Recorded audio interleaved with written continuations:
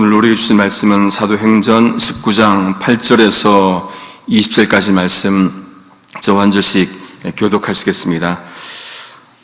바울이 회당에 들어가 석 달 동안을 담대히 하나님 나라에 대하여 강론하며 권면하되 어떤 사람들은 마음이 굳어 순종치 않고 무리 앞에서 이 도를 비방하거늘 바울이 그들을 떠나 제자들을 따로 세우고 두란노 서원에서 날마다 강론하여 이같이 2해 동안을 하며 아시아에 사는 자는 유대인이나 헬라인이나 다 주의 말씀을 듣더라. 하나님이 바울의 손으로 희한한 능을 행하게 하시니 심지어 사람들이 바울의 몸에서 손수건이나 앞치마를 가져다가 병든 사람에게 얹으면 그 병이 떠나고 악귀도 나가더라. 이에 돌아다니며 마술하는 어떤 유대인들이 시험적으로 악귀 들린 자들에게 대하여 주 예수의 이름을 불러 말하되 내가 바울의 전파는 예수를 빙자하여 너희를 명하노라 하더라. 유대의 한 제사장 스게와의 7아들도 이 일을 행하더니 악귀가 대답하여 가로되 예수도 내가 알고 바울도 내가 알거니와 너희는 누구냐 하며 악귀 들린 사람이 그 2 사람에게 뛰어올라 억제하여 이기니 저희가 상하여 벗은 몸으로 그 집에서 도망하는지라. 에베소에 거하는 유대인과 헬라인들이 다 이 일을 알고 두려워하며 주 예수의 이름을 높이고 믿은 사람들이 많이 와서 자복하여 행한 일을 구하며 또 마술을 행하던 많은 사람이 그 책을 모아 가지고 와서 모든 사람 앞에서 불사르니 그 책값을 계산한 즉 은 5만이나 되더라. 같이 읽겠습니다. 이와 같이 주의 말씀이 힘이 있어 흥왕하여 세력을 얻으니라. 아멘. 바울이 고린도에서 1년 6개월 동안 사역을 하고는 이제 에베소로 옵니다. 우리 사도행전 19장 앞부분을 보시면은 바울이 에베소에서 전도할 때 거기 있던 제자들은 성령이 있다는 것을 듣지도 못했어요. 다만 아는 것은 그들이 받은 세례 요한의 세례뿐이었습니다. 그래서 바울이 그들에게 예수의 이름으로 세례를 주자 그들이 성령도 받고 방언도 하고 예언도 하게 되었죠. 이런 배경하에서 오늘 본문 말씀을 보시면은 바울이 이제 해당에 들어가서 석 달 동안 담대히 강론합니다. 말씀을 전합니다. 그 내용이 무엇입니까? 하나님 나라에 대해서 강론합니다. 흔히 복음서와 바울서신을 비교하면서 복음서의 주된 내용은 하나님 나라고 바울서신은 그렇지 않다 하는데 구체적으로 들어가면은 바울도 하나님 나라에 대해서 말씀을 하고 있습니다. 예수님이 이 땅에 오셔서 가장 먼저 선포한 것도 하나님 나라예요. 마가복음 1장 15절에 때가 찼고 하나님 나라가 가까이 왔으니 회개하고 복음을 믿으라. 하나님 나라에 대해서 말씀해 주고 있습니다. 그러면 성경에서 말씀하는 하나님 나라는 무엇입니까? 그 하나님 나라는 하나님이 주인인 나라입니다. 자기가 자기 왕국을 세우는 것이 아니라 이 땅 권력이 왕국을 세우는 것이 아니라 하나님이 주인 되시는 세상을 창조하시고 다스리고 완성하실 그 성부, 성자, 성령, 삼일째 하나님이 다스리는 그 나라가 하나님의 나라입니다. 그렇게 우리도 전해야 되는 것은 무엇입니까? 하나님 나라예요. 다른 어떤 것보다도 중요한 것은 하나님 나라, 이 복음을 증거해야 합니다. 바울이 이렇게 하나님 나라에 대해서 증거하자 사람들의 반응이 나타나는데 어떻습니까? 어떤 사람들은 마음이 굳어서 순종치 않고 또 이 도를 비방합니다. 그렇게 나오자 바울이 이제 어떤 반응을 보입니까? 그들을 떠나요. 떠나서는 제자들을 따로 세우고 나가서는 두란노 서원에서 날마다 이제 강론합니다. 우리가 잘 아는 두란노 출판사도 여기서 나왔겠지요. 여기 새벽녘 각주를 보니까 다른 고대 사본에서는 이 오전 11시부터 오후 4시까지 그렇게 바울이 강론했다, 그렇게 기록하고 있다는 거예요. 하루에 5시간. 우리 매일성경 해설해 보니까 그것도 가장 더운 시간에, 강극이 찼지 않는 그 시간에 비어 있으니까 오전 11시부터 오후 4시까지 그렇게 강론을 했다고 합니다. 가장 무더운 시간 얼마나 힘들었겠습니까? 우리는 더우면은 에어컨도 나오고 추우면 히터도 나오고 그렇게 좋은 환경에서 말씀을 듣는데 이때는 그런 것들이 없었겠죠. 그 더운 시간에 말씀을 듣기 위해서 사람들이 모였고 말씀을 또 바울이 5시간이나 그렇게 강의를 했던 것을 보게 됩니다. 여러분, 회당에서 말씀 증거할 때 막히자 어떻게 합니까? 좌절하지 않아요. 바울이 좌절하지 않고 또 옮겨서 두란노선에 가서 말씀을 증거합니다. 다른 곳에 가서 말씀 증거하면 되는 것이죠. 좌절할 필요가 없습니다. 그렇게 5시간 동안 매일 몇 년을 합니까? 2년 동안 강의를 합니다. 그랬더니 아시아에 있는 사람들 대부분이 복음을 들었다. 그렇게 기록하고 있습니다. 중요한 것은 꾸준히 하는 게 중요한 것 같아요. 주의 말씀을 꾸준히 듣고 어떤 일이든지 정말로 꾸준히 하는 게 중요한 것처럼 주님의 일을 할 때도 주님을 믿을 때도 꾸준히 믿는 게 중요합니다. 우리가 주님을 믿을 때 가장 중요하고 꾸준히 해야 되는 것이 무엇이겠습니까? 말씀 듣는 거예요. 말씀을 사모하는 겁니다. 하나님을 더 알아야 합니다. 주일 예배, 수요 예배, 새벽기도 때 말씀 듣고 말씀을 사모하고 또 구역 예배 가서 말씀 공부하고 주일이든 주중에 있던 그 성경 공부에 열심히 참여하고 말씀을 더 알아야지요. 커피 브레이크에 참여하는 어느 분이 이런 고백을 합니다. 자신은 하나님을 정말로 더 알고 싶대요.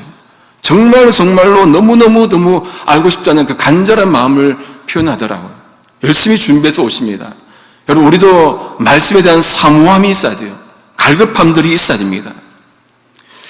농담이지만 아침에 오면은 제일 먼저 반기는 게 바퀴벌레예요. 바퀴벌레도 이 십자가를 향해서 나가더라고요. 아침에 앉아서 보니까 말씀을 사모하는 바퀴벌레. 예, 우리도 말씀을 사모하면서 주님의 십자가 앞으로 나아가야 되지요. 예. 하나님이 바울의 손으로 희한한 비상한 능력을 행하게 하십니다. 심지어 바울의 몸에 닿았던 그 손수건 그리고 앞치마 가져다가 병든 사람 몸에 대면은 병이 낫고 악기가 떠나갑니다.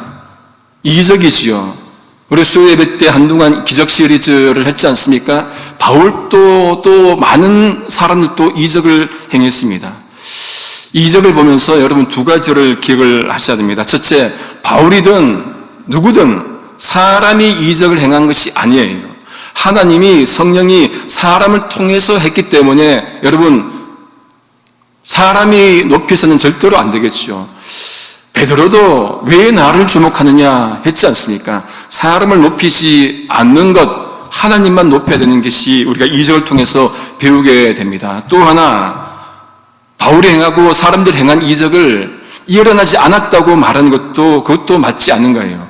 발생한 것은 발생한 겁니다. 일어난 것은 일어난 거예요. 지금 또 은사는 지속되고 있다는 것을 우리가 기억해야 할 겁니다. 바울이 에베소에서 한 일 크게 2가지입니다. 말씀 증거하고 또 한 가지 뭡니까? 이적을 행하는 것. 말씀 사역과 은사 사역은 함께 가야 합니다. 은사 사역하는 분들 대부분 보면 말씀이 별로 없어요. 그저 은사만 일으킵니다. 그것이 문제를 일으키죠. 한국교회의 많은 성령운동이 나쁠 게 무엇이겠습니까? 하지만은 말씀 없이 은사만 강조하니까 자기가 높아집니다. 이것이 은사운동이 갖고 있는 문제점이에요. 그 나쁜 사례가 바로 이어서 나오지 않습니까? 그것이 주는 의미도 우리에게 크다고 생각되어집니다. 13절에 보니까 마술하는 자들이 귀신 들린 자들에게 시험 삼아서 예수의 이름을 빙자해서 예수의 이름을 이용해서 그들을 낫게 하고자 합니다. 이런 것 보면은 주술사들, 마술사들은 어떤 것들을 이용해서라도 뭔가 하여튼 희한한 게 일으키기를 원했던 것을 보게 되죠. 반면교사 삼는 것은 뭐예요? 이렇게 이적만 일으키는 것, 그 중요하지 않고 바른 신앙의 모습이 아닌 것을 또 깨달아야 합니다. 스게와라는 그 제사장의 7 아들도 마술사였잖아요. 그래서 그들이 이적을 행하려고 합니다. 그런데 어떤 일이 벌어집니까? 귀신 들린 자들이 이렇게 말해요. 내가 예수도 알고 바울도 아는데 이들은 누구냐? 여러분, 이거는 코미디예요. 코미디.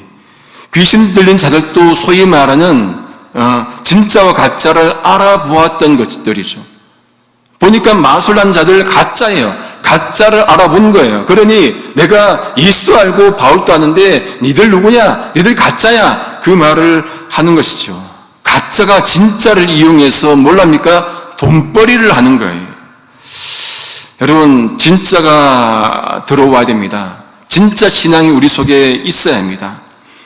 이제 귀신 들린 자가 마술 부린 자들을 뉘어눕히니까 그들이 벗은 몸으로 도망갑니다. 이런 걸 보면은 귀신도 예수를 알고 귀신도 예수 믿는 사람을 압니다. 악귀 들린 자, 마술하는 자, 둘 다 나쁜 자들이에요. 그런데 이 본문에 보면 누가 더 나쁩니까? 귀신 들린 자보다는 마술하는 자들이 더 나쁜 것을 보게 됩니다. 왜 그렇습니까? 예수의 이름을 빙자해서 예수의 이름을 이용해서 돈벌이 하고 있기 때문에 그렇습니다. 예수의 이름을 이용해서 돈벌이 하면 안 되죠. 우리는 예수님의 이름을 어떻게 사용하고 있습니까? 나는 어떻게 예수의 이름을 사용하고 있습니까? 내 이익을 위해서, 내 어떤 것들을 영예를 위해서, 아니면 하나님의 영광을 위해서, 무엇을 위해서 우리는 예수님을 믿고 있습니까? 우리가 분명히 판단을 하고 분명히 우리가 어디에 서 있어야 되는지를 생각해야 될 겁니다. 그런데 자칫 잘못하면은 연약한 존재이기 때문에 예수의 이름으로 하나님께 영광 돌린다고 하는데 자칫 잘못하면은 예수의 이름으로 자기 영광, 자기 이익을 얻을 때가 참 많이 있습니다.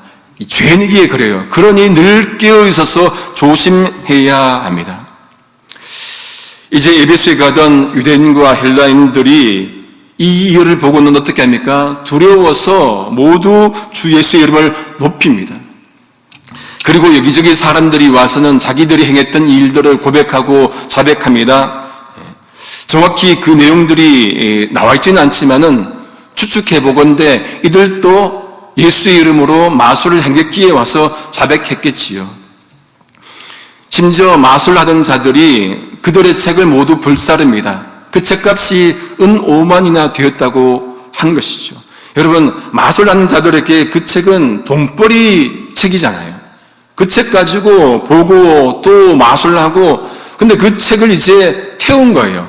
은 5만이면 얼마나 비쌉니까? 왜 태웁니까? 진리를 깨달았기 때문에, 진리가 들어왔기 때문에, 진짜를 알았기 때문에 가짜 돈벌이 했지만은 그 돈벌이가 이제 중요한 게 아니에요. 돈 못 벌지만은 진짜를 알았기 때문에 그 책을 태우지 않습니까? 그 결단을 우리가 보게 됩니다. 진리를 알면은 과거에 내게 유익 주던 것들이 있더라도 진리가 아니기 때문에 버려야 하는 것이지요. 진리를 알고 돈벌이 없다 하더라도, 진리를 알고 내가 돈 못 벌다 하더라도 돈 벌게 했던 가짜는 버려야 하는 것 아니겠습니까?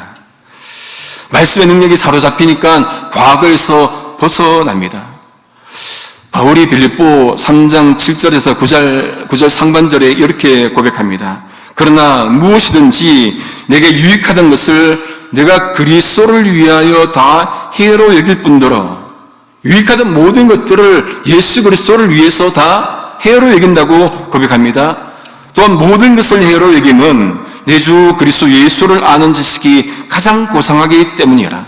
예수 그리스도를 아는 지식이 가장 고상하기 때문에 유익했던 것들, 다른 모든 것들을 이제 해로 여긴다, 버린다는 것이지요. 내가 그를 위하여 모든 것을 잃어버리고 배설물로 여김은 그리스도를 얻고 그 안에서 발견되려 함이니.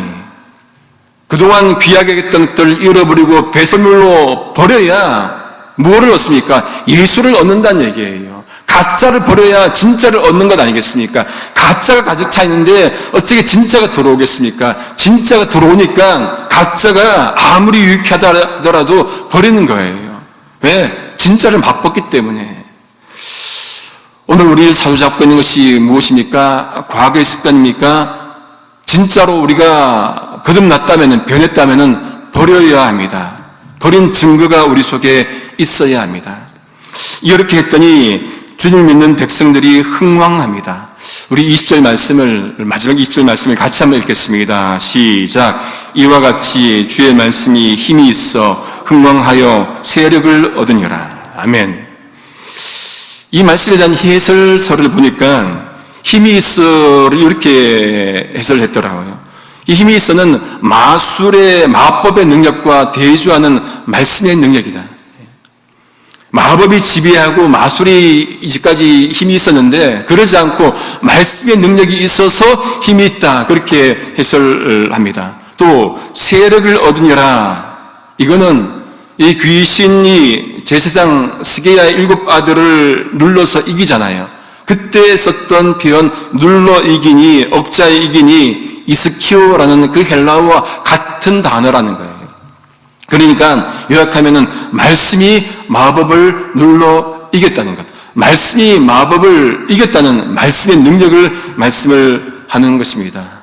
우리 주님의 말씀은 힘이 있습니다. 주님의 말씀은 능력이 있습니다. 주님의 말씀은 생명력이 있습니다. 그러니 부지런히 말씀을 가까이 하고 읽어야 합니다. 찬송 불렀던 나의 사랑은 책 후렴 가사를 보시면은 귀하고 귀하다 우리 어머님이 들려주시던 재미있게 듣던 말 이 책 중에 있으니 이 성경 심히 사랑합니다. 말씀이 능력이 있으니까 그 말씀을 가까이 하게 되고 말씀이 능력이 있으니까 말씀을 떠나지 않게 되는 거예요. 그 능력의 말씀을 체험하면은 날마다 가까이 두고 말씀 읽고 또 읽고 묵상하고 한 말씀이라도 더 알려고 상고하지 않겠습니까? 이 고백이 우리 모두의 고백이 되기를 소망합니다. 말씀을 정리합니다. 바울은 마법에 사로잡혀 있는 이들에게 말씀의 능력을 보여줍니다. 말씀은 능력이 있습니다. 천지만물을 창조하시고 다스리고 이끌으시는 그 삼일체 하나님의 말씀이기에 능력이 있습니다. 그 능력의 말씀이 우리 마음에 실제로 들어오면은 우리 삶이 인생이 바뀌게 되어 있습니다. 그 모습이 우리 삶에서 드러나야 하겠죠. 그러니 말씀으로 거듭난 모습으로 정말로 하나님의 생명의 말씀을 오늘 또 주변 사람들에게 증거할 수 있기를 성부성자 성령이신 삼일째 하나님의 이름으로 소망합니다. 기도하시겠습니다. 존귀하신 아버지 하나님 참 감사합니다. 오늘도 저희에게 생명의 말씀을 주시니 감사합니다. 그 말씀을 아멘으로 받아서 주님의 능력의 말씀으로 하루를 살아가도록 인도하여 주옵소서. 하나님, 연약한 인생이기에 실족할 때가 많습니다. 세상 유혹에 흔들릴 때도 많습니다. 그럴 때마다 생명의 말씀으로 저를 지키시고 붙들어 주시고 바른 길로 인도해 주옵소서. 예수님의 이름으로 기도드립니다. 아멘.